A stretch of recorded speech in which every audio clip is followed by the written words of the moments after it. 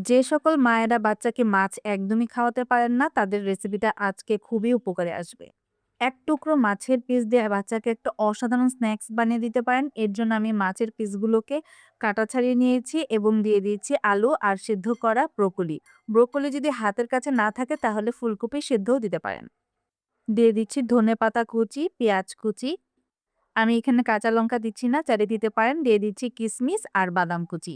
আর দিয়ে দিচ্ছি স্বাদমতো লবণ আর হলুদ গুঁড়ো।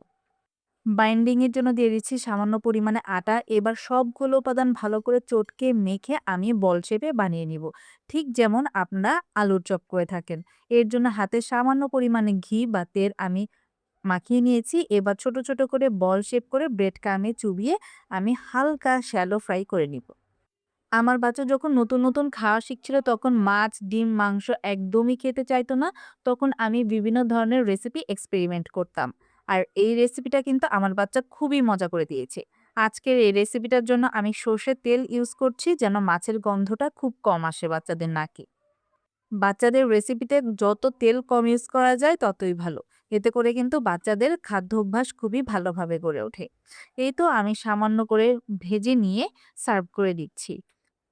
এই রেসিপিটা কিন্তু বড়রাও খুবই মজা করে খায়। আমাদের বাসার সবাই মিলে এই রেসিপিটা ট্রাই করেছি। আমার পেইজের ভিডিও যদি আপনাদের কাছে একটুও ভালো লেগে থাকে তাহলে কিন্তু শেয়ার করতে ভুলবেন না।